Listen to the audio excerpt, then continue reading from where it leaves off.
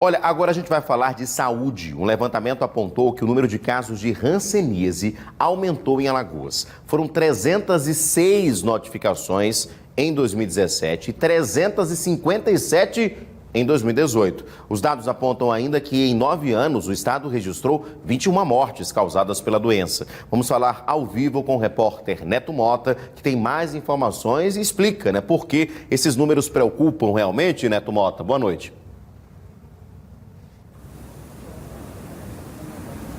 Boa noite, Edson. Boa noite a todos ligados no Cidade Alerta Alagoas. Segundo a Secretaria de Estado da Saúde, não há um registro oficial de aumento dos casos da hanseníase aqui no estado. O que há é uma manutenção de um número que já é esperado todos os anos. Mas para explicar melhor aqui para a gente do Cidade Alerta, eu estou aqui com o Diego Ora, que é gerente estadual de Vigilância e Controle das Doenças Transmissíveis. Diego, boa noite. Qual o atual cenário em relação ao número de casos de hanseníase aqui no estado? Boa noite. A hanseníase, ao longo dos anos, ela tem tido, como você falou, um estado de manutenção, ou seja, o que a gente já espera, tá? A gente tem pequenos acréscimos e decréscimos ao longo desses últimos anos, principalmente ao longo dos últimos 10 anos, mas tem se tornado ali, em média, de 350 casos anos. Claro que em alguns anos a gente tem uma detecção menor que 350 e em outros anos a gente ultrapassa esses 350 casos. Mas isso deixa o estado de Alagoas sempre numa posição de alerta diante da doença, mas que sempre se registrando dentro dessa estimativa que a gente já espera, que é em média 350 casos ano. Para a gente poder entender, é um número que é considerado pequeno?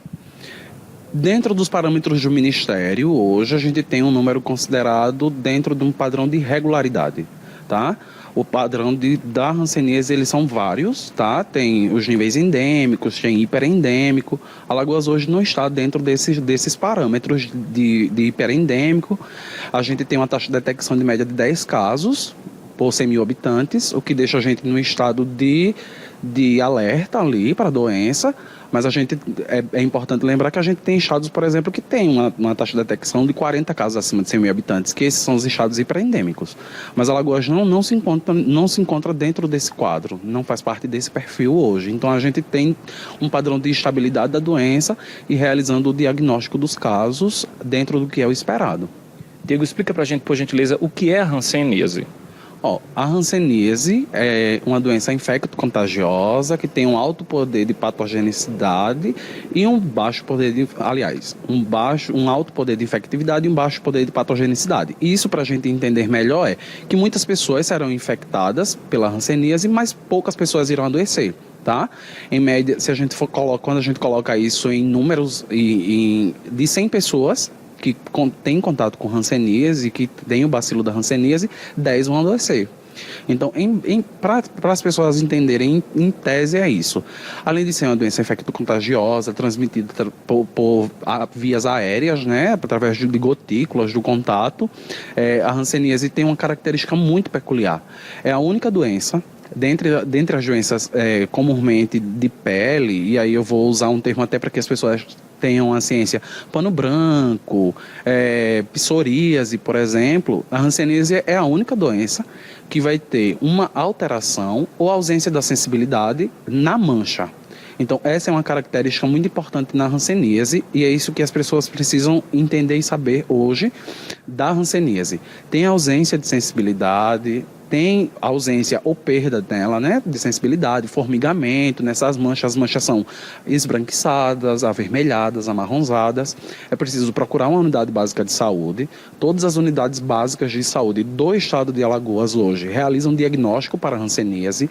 Então, são todas capacitadas para realizar diagnóstico, fazer manejo desses pacientes, fazer a evolução, fazer exame de contato, porque a hanseníase é estritamente clínica, é uma doença que você faz ali com um profissional médico e o profissional médico tem toda a expertise para fazer esse diagnóstico. Então ela é estritamente clínica e epidemiológica, porque você precisa considerar também o histórico, se ela já conviveu com alguém que tinha hanseníase em algum momento da sua vida. Então todas essas questões de respeitar a história, elas precisam ser levadas em consideração, tá? Então, em tese, a hanseníase seria isso. Como é que a população pode se prevenir? Na verdade, hoje a gente tem a vacina BCG, tá?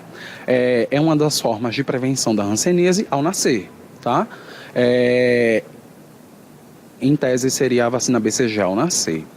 Fora isso, a gente não tem uma estratégia de prevenção para a hanseníase. Como eu disse lá, ela tem um alto poder de infectividade e uma baixa patogenicidade. Então, a gente adquire resistência ao bacilo ao ter contato com esse bacilo.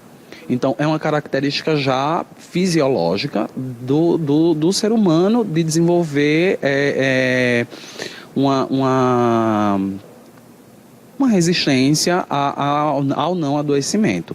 Mas é muito importante que as pessoas que tiveram contato ou que já tiveram ali dentro dos seus familiares ou contatos próximos a alguém com hanseníase estejam atentos aos sinais, né? E aí hoje a gente não tem de fato uma estratégia para não ter a hanseníase no sentido integral da palavra. A gente faz busca ativa, que são algumas estratégias utilizadas para a gente poder tentar captar casos o mais precoce possível. Então, o nosso grande intuito hoje é tentar captar o mais rápido possível os casos. Esse é o nosso grande...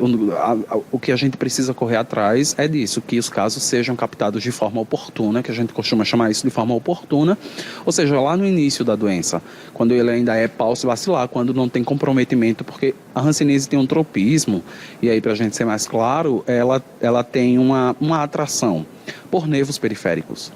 E aí causa um poder de limitação muito grande. Então, você, em alguns estágios da hanseníase, quando você faz um diagnóstico tardio, ou seja, tem pessoas que, por exemplo, estão há 10 anos convivendo com hanseníase, sem ter tido ainda diagnóstico e sem ter começado o tratamento, então você começa a ter mãos em garras, pé caído, por conta do acometimento de nervos.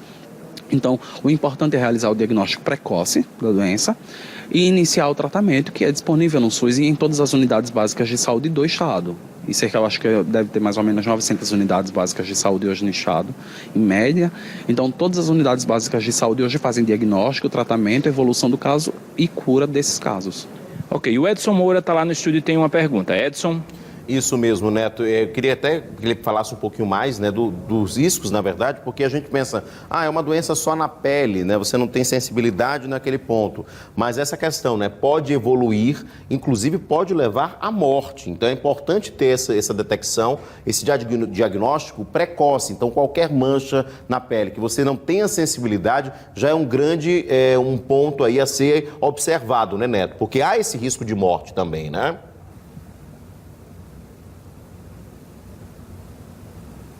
O Edson Moura está falando sobre o risco de morte, que infelizmente a doença apresenta. Então, o Edson Moura pergunta, qual o reforço que é possível dar para quem sente alguns sintomas em relação à hanseníase, já que aparentemente pode parecer uma doença que não é tão grave e apresenta esse certo tipo de gravidade?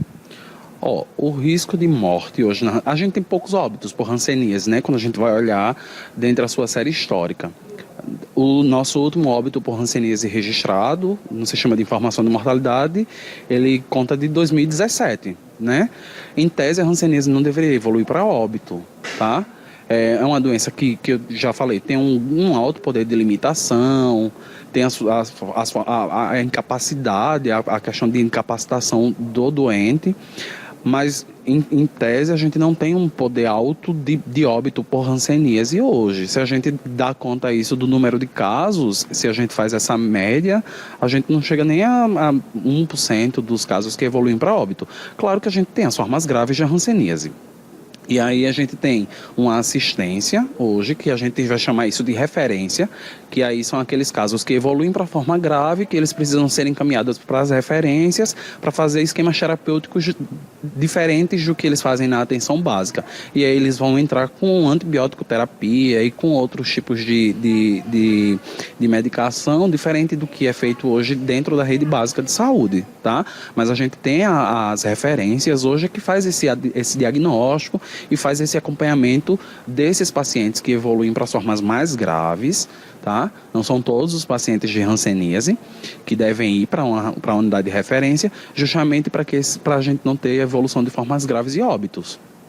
Ok, muito obrigado pelas informações, Diego. Tá aí, Edson Moura, alerta importante para quem sentir aí os sintomas, muito bem explicado, e vamos aguardar aí os próximos dados em relação à hanseníase. Eu volto com você.